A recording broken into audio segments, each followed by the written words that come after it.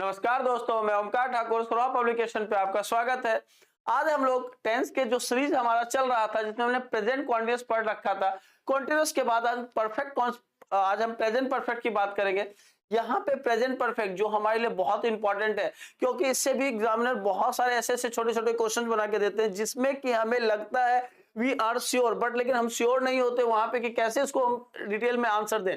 तो इसीलिए आपको यहाँ पे एक छोटी सी बात ध्यान रखनी है कि कैसे आप क्वेश्चंस को करेंगे। तो चलिए आज हम लोग टेंस के अगले लेक्चर जो 5वां लेक्चर है हमारा प्रेजेंट परफेक्ट की बात करेंगे, जहां प्रेजेंट परफेक्ट में हर एक वो छोटी छोटी बातों पे हम ध्यान रखेंगे जिससे हमारे सेंटेंस में error, sentence improvement, fill in the blanks और जितने भी क्लोज टेस्ट के सारे क्वेश्चंस होते हैं, पैसेज में जितने सारे क्वेश्चंस दिए जाते हैं और एनी अदर पार्ट जो भी एग्जामिनर ग्रामर से और ग्रामर के अपार्ट में कंपोजिशन से पूछना चाह रहा है, इन सभी की हम डिटेल स्टडी करेंगे। चलिए स्टार्ट करते हैं हम लोग।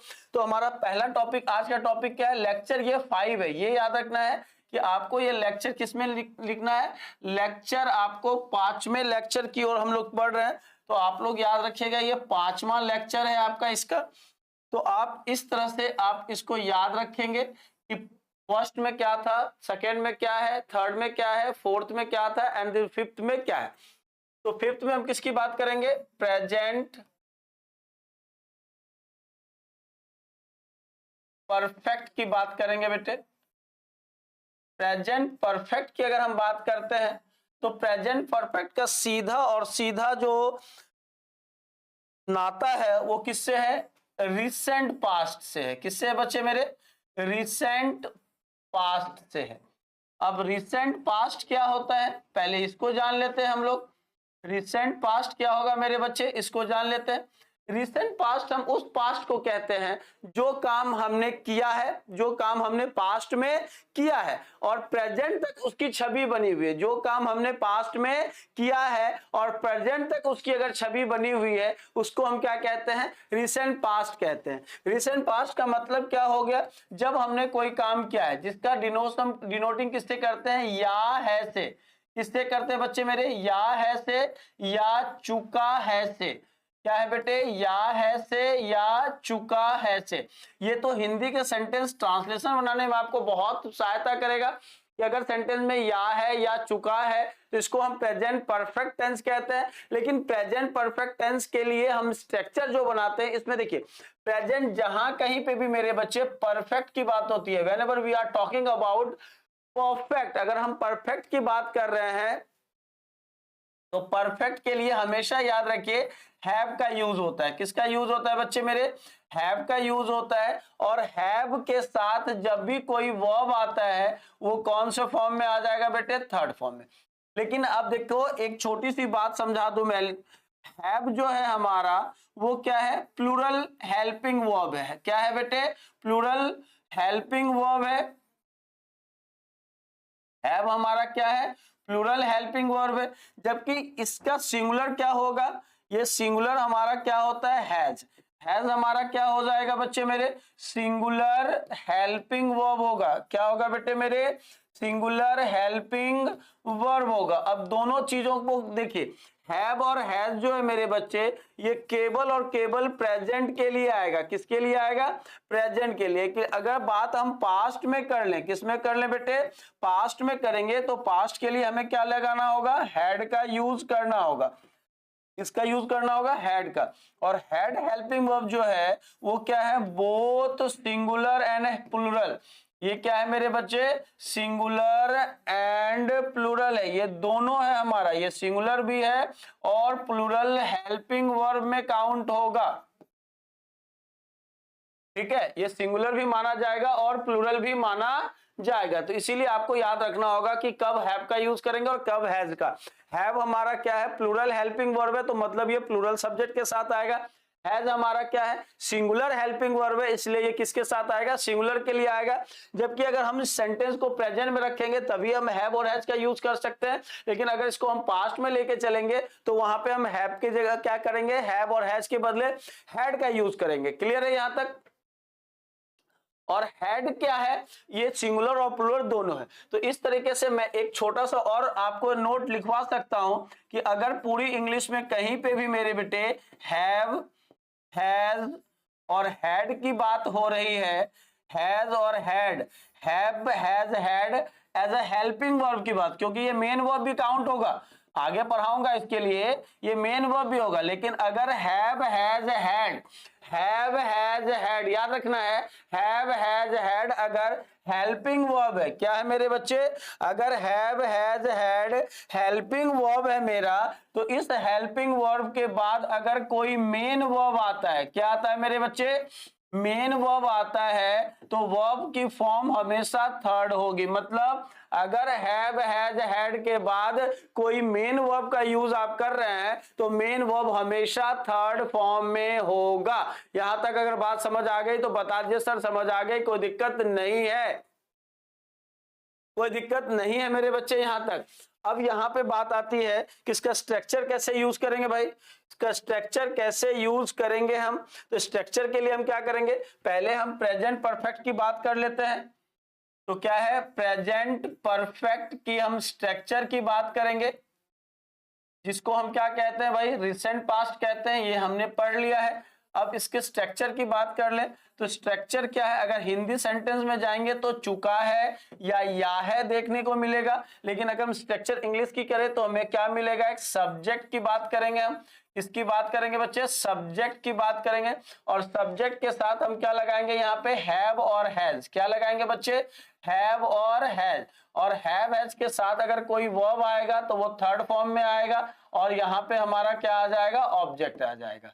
क्लियर है, कोई दिक्कत यहाँ पे। अगर इसी को मैं इस स्ट्रक्चर को नेगेटिव में लेके चलूं तो नेगेटिव में इसका क्या हो जाएगा, नॉट की बात करेंगे हम, तो क्या लिखेंगे हम, सब्जेक्ट प्लस हैव और has plus not plus verb की थर्ड फॉर्म प्लस ऑब्जेक्ट, ये हमारा क्या हो जाएगा, नेगेटिव हो जाएगा।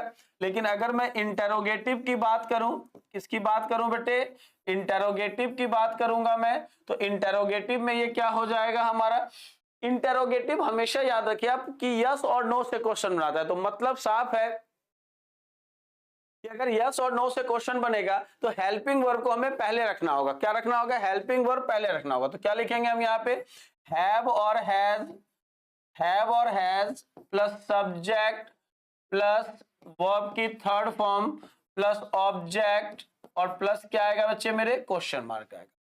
इसके चौथे अगर स्ट्रक्चर की बात करें तो एक क्या बनेगा हमारा, इंटेरोगेटिव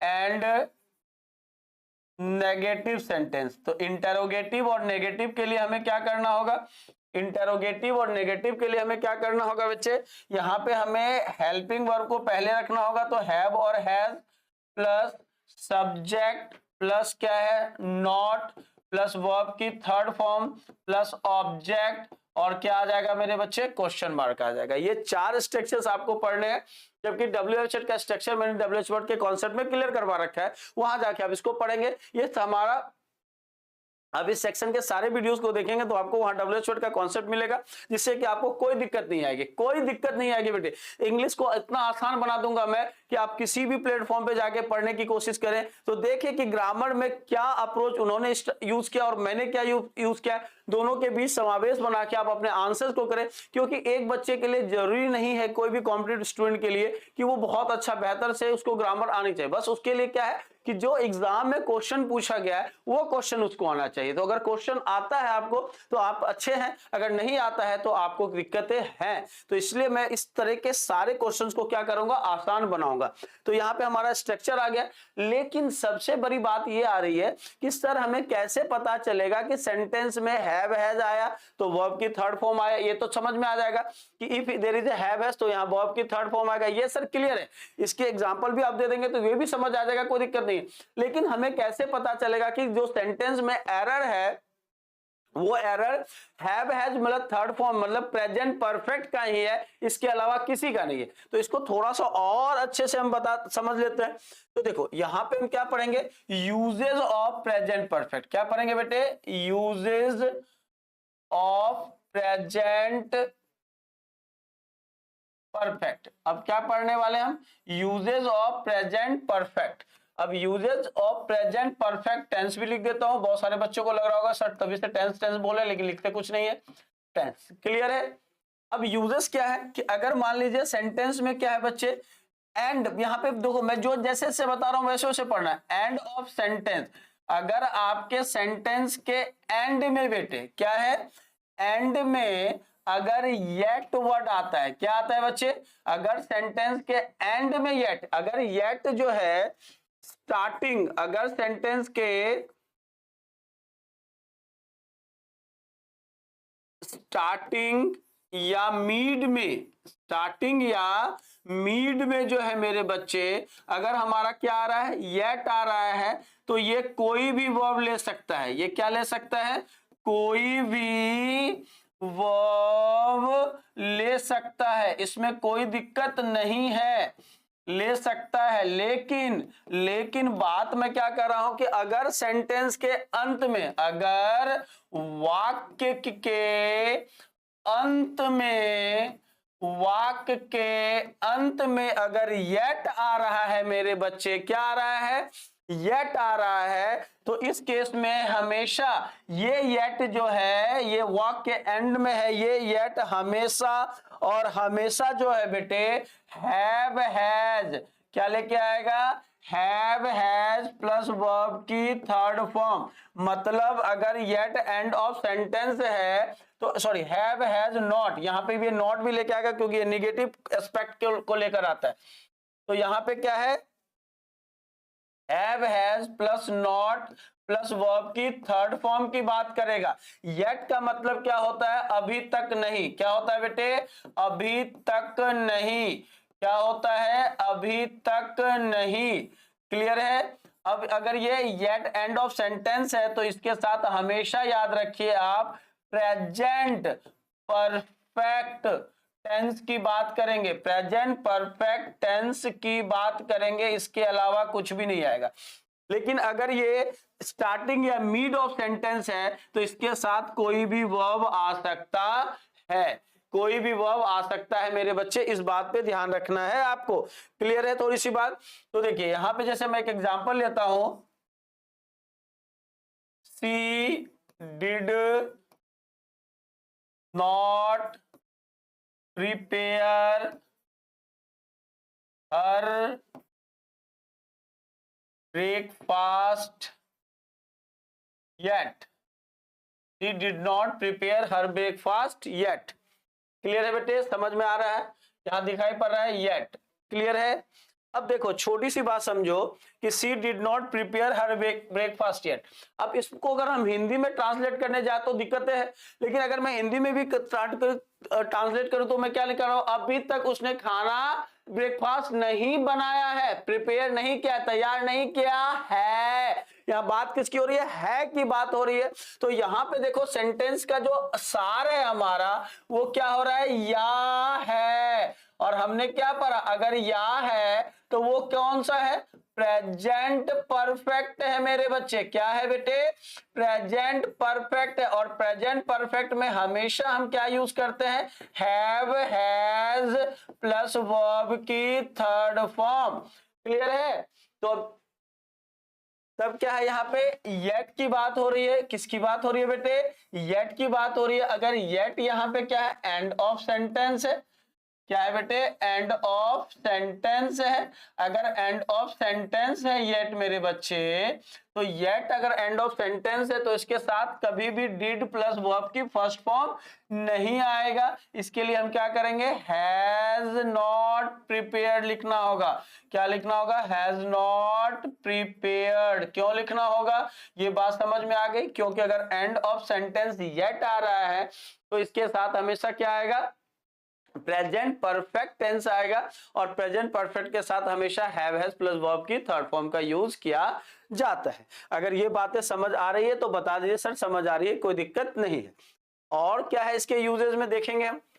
अब क्या कह रहा है कि और यूजेस है क्या, कि छोटा सा पॉइंट समझिए, अगर सेंटेंस में क्या हो बेटे, रिसेंट हो, अगर सेंटेंस में रिसेंट या रिसेंटली वर्ड दिया गया हो, ठीक है, तो इसके साथ रिसेंट और रिसेंटली दिया गया हो। अगर सेंटेंस में जस्ट दिया गया हो, अगर सेंटेंस में during the few plus time दिया गया हो, टाइम एक्सप्रेशन दिया गया हो, during the few plus time expression दिया गया हो, during the few plus time expression दिया गया हो, लेटली दिया गया हो, बेटे क्या दिया गया हो, लेटली दिया गया हो, ऑलरेडी दिया गया हो,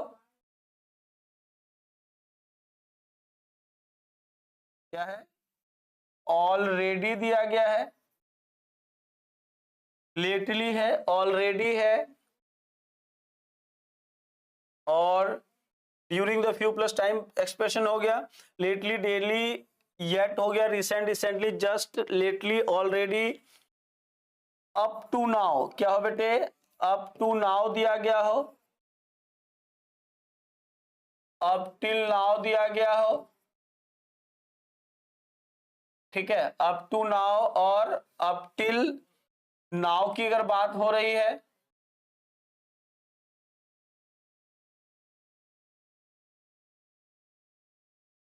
एक बार इसको हटा देता हूं, क्या बेटे, अप टिल नाउ का यूज किया गया हो, ठीक है, अगर recent, recently, just, during the few plus time expression, lately, already और up to now, up till now, ठीक है, अप टिल नाउ, ऐसे शब्द का यूज किया गया हो, ठीक है, ऐसे शब्द का यूज किया गया हो, तो इनके साथ हमेशा याद रखना है आपको, क्या आएगा बेटे, प्रेजेंट परफेक्ट टेंस आएगा, और प्रेजेंट परफेक्ट बोले तो हैव और हैज प्लस वर्ब की थर्ड फॉर्म, ठीक है, क्या आ जाएगा बेटे, हैव हैज प्लस वर्ब की थर्ड फॉर्म आ जाएगा। क्लियर है यहां तक? अगर यहां तक में कोई दिक्कत हो तो बता दीजिए सर दिक्कत है, कोई दिक्कत है, ठीक है। Up to now, up to, अब यहाँ पे एक चीज और लिख देता हूं, एक वर्ड और लिख लो, अप टू प्रेजेंट, क्या लिखोगे बेटे, अप टू प्रेजेंट, अगर ये भी वर्ड्स आपको दिख रहे हैं तो इसके साथ आप क्या करेंगे, प्रेजेंट परफेक्ट टेंस का यूज करेंगे, ठीक है। अब एग्जाम्पल तो आप खुद से भी बनाओगे, क्वेश्चन बनाओगे एग्जाम में तो चीजें क्लियर हो जाएगी। अब देखो, अगर सेंटेंस में छोटी सी बात समझना, this is the first time, क्या हो बेटे, this is the first time, second time, third time, next time, ठीक है। अगर ऐसे वर्ड्स हो, this is the first time, second time, third time, next time, plus that हो, तो इसके बाद हमेशा याद रखिए प्रेजेंट परफेक्ट टेंस का यूज करते हैं हम लोग। किसका यूज करते हैं बेटे, प्रेजेंट परफेक्ट टेंस का यूज करते हैं, और प्रेजेंट परफेक्ट टेंस बोले तो हैव, हैज प्लस वर्ब की थर्ड फॉर्म का यूज करेंगे, ठीक है, हैव हैज प्लस वर्ब की थर्ड फॉर्म का यूज करेंगे। यहां तक बात समझ में आ रही है तो बता दीजिए सर समझ में आ रही है, कोई दिक्कत नहीं है। इतना अगर आप करके चले गए, आपका प्रेजेंट परफेक्ट से कोई प्रॉब्लम नहीं छूटेगा, ये मेरा चैलेंज। अगर आपको लगता है कि इसके अलावा प्रेजेंट परफेक्ट में कहीं क्वेश्चन छूट रहा है तो आप मुझे कमेंट बॉक्स में जरूर बताएंगे कि सर ये छूट रहा है, यहाँ पे प्रॉब्लम आएगी। क्लियर है बेटे यहाँ तक? यहाँ तक में अगर कोई दिक्कत हो तो बता सकते हैं। इसके लिए हम एक एग्जाम्पल और ले लेते हैं। देखिए जैसे मैंने लिखा, this is the first time that I saw such a beautiful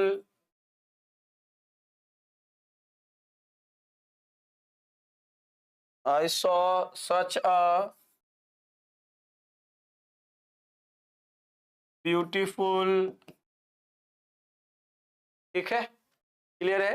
अब देखो यहाँ पे बात किसकी हो रही है बेटे, this is the first time की बात हो रही है, और this is the first time के साथ जो भी टेंस आएगा वो क्या आएगा, सिंपल पास्ट ना आके क्या आएगा, प्रेजेंट परफेक्ट आएगा।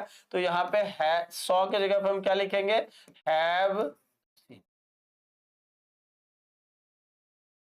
क्या लिखेंगे बेटे, हैव सीन। तो यहाँ पे क्या होगा, this is the first time that I have seen such a beautiful girl. तो ये आपका प्रेजेंट परफेक्ट था, यहां तक में कोई दिक्कत नहीं होनी चाहिए। बस एक दो पॉइंट नोट कर लीजिए। अब देखिए बेटे, नोट करना क्या है आपको, कि अगर आपके पास सब्जेक्ट के रूप में आई है, क्या है बेटे, आई, वी, यू, दे, और कोई भी प्लूरल नाउन है, तो इसके साथ हमेशा याद रखिए हैव आएगा। इसके साथ क्या आएगा बच्चे, हैव आएगा। अगर सब्जेक्ट के रूप में आपके पास ही, सी, इट, वन और दे है, sorry, he, she, it, one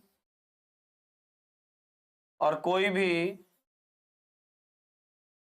singular noun या नेम है, तो इसके साथ आप क्या करेंगे, हैज का। ठीक है।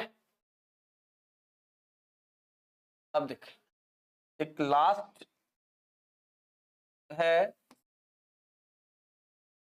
अगर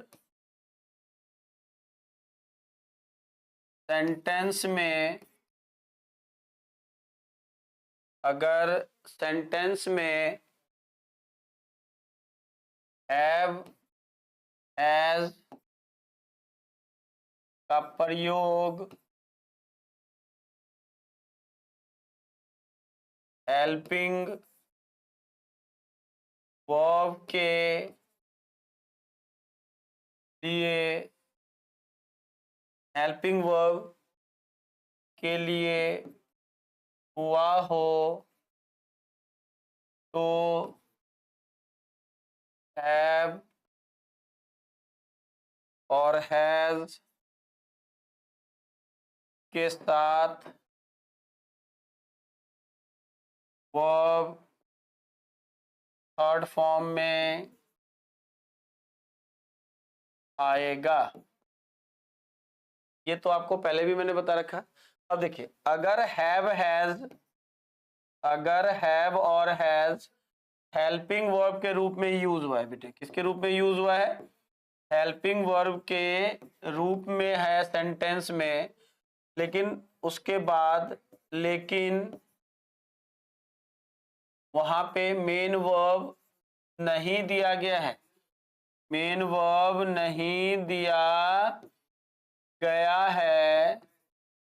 अगर हैव, हैज हेल्पिंग वर्ब के रूप में आया है लेकिन मेन वर्ब नहीं दिया गया है, तो मेन वर्ब के प्लेस पे क्या लिखेंगे बेटे हम, मेन वर्ब के प्लेस पर बिन आएगा। क्या लिखेंगे, यूज करेंगे हम वहां पे BEEN, बिन का यूज करेंगे। या शायद दिखाई नहीं दे रहा है, ये प्लेस पर हम क्या करेंगे, बिन का यूज, प्लेस पर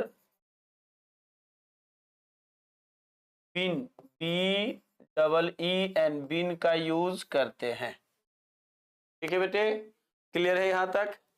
ये था आपका पॉइंट। अब यहाँ पे वैसे देख लीजिए, अगर मैंने यहाँ लिखा she is ill up till now, वो अब तक बीमार है। ठीक है, तो यहाँ पे अप टिल नाउ है, तो अप टिल नाउ क्या कहता है कि मैं किस टेंस में आऊंगा, प्रेजेंट परफेक्ट में आऊंगा। और प्रेजेंट परफेक्ट के लिए मैं क्या करूंगा बेटे, हैव, हैज की बात करूंगा। तो यहाँ पे सी के साथ मुझे इज के बदले क्या लिखना होगा, हैज। अब जब मैं हैज को as a helping verb use कर रहा हूं, तो इसके बाद मुझे क्या चाहिए, मेन वर्ब तो चाहिए ना भाई। तो लेकिन यहाँ पे तो मेन वर्ब है नहीं, तो मेन वर्ब की जगह पे मुझे क्या लिखना होगा, बिन लिखना होगा। तो क्या लिखेंगे, she has been ill up till now. अगर यहाँ तक में कोई प्रॉब्लम आपको आ रही हो तो आप मुझे हमें कमेंट के थ्रू बता सकते हैं। अगर कोई प्रॉब्लम नहीं आ रही हो तो वीडियो को पूरा देखें और उसको शेयर करें, और जितना से ज़्यादा हो सके लाइक कमेंट करते जाएं और लोगों को शेयर करें। और हमारे चैनल पे अगर आप नए हैं तो सब्सक्राइब जरूर करके जाएं। मिलते हैं अगले क्लास में। Bye bye, take care, all the best, Jai Hind, जय भारत।